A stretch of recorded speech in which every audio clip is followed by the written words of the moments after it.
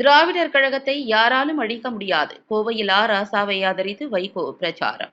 கோவை வீரபாண்டி பிரிவு பகுதியில் நீலகிரி பாராளுமன்ற வேட்பாளர் ராசாவை ஆதரித்து மதிமுக பொதுச் செயலாளர் வைகோ பரப்புரை செய்தார். அங்கு பேசிய வைகோ, மக்கள் மாண்டபோது, வெள்ளத்தால் புயலால் அடிபட்டு செத்தபோது, மழையிலே அவர்கள் துயரம் நேர்ந்த போது எட்டி பார்க்கவில்லை பிரதம அமைச்சர்.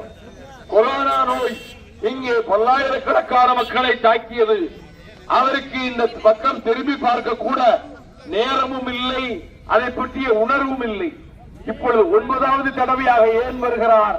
தமிழ்நாட்டை கைப்பற்ற வேண்டும் என்பதற்காக மட்டுமல்ல, அவரே சொல்கிறார், திராவிட இயக்கத்தை அழித்துவிட்டுத்தான் நான் மறுவேலை பார்ப்பேன் என்று சொல்லுகிறார். பிரதம மந்திரி அவர்களே, நீங்கள் பெரிய பொறுப்பில் இருக்கிறீர்கள், இந்த நாட்டுக்கே தலைமை அமைச்சராக இருக்கிறீர்கள். நீங்கள் இப்படி பேசலாமா? ஒரு பேச்சாளர் என்ற முறையிலே கேட்கிறேன்.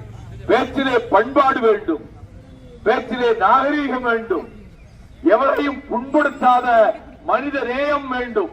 இது எதுவுமே உங்களிடம் இல்லையே.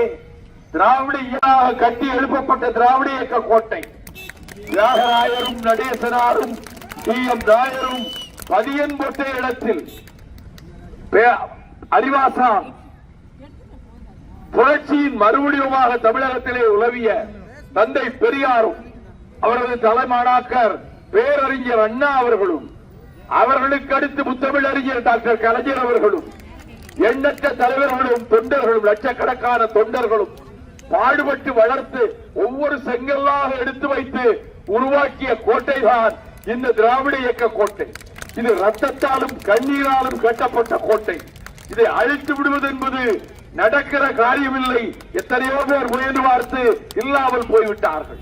திராவிட இயக்கத்தையே அழிப்போம் என்றால், திராவிட இயக்கம் என்பது இன்னைக்கு முன்னேறி செல்லுகிற, முன்னேறாக செல்லுகிற திராவிட முன்னேற்ற கழகம், திராவிட மாடல் ஆட்சியை அகிலம் வியக்க, அனைத்திந்தியா வியக்க நடத்தி கொண்டிருக்கின்ற என் ஆர்வீர் சகோதரர் தளபதி மாண்புமிகு மு.க. ஸ்டாலின் அவர்கள் தலைமையிலே இருக்கக்கூடிய திராவிட முன்னேற்ற கழகம் ராஜாவை உங்களுடைய எம்பியாக தேர்ந்தெடுத்து நாடாளுமன்றத்துக்கு அனுப்பி வையுங்கள் என்று கேட்டு நீங்கள் இவ்வளவு திறனாக வந்ததற்கு உங்கள் காலடியிலே என்னுடைய நன்றியை வைத்து விடைபெறுகிறேன். வணக்கம்.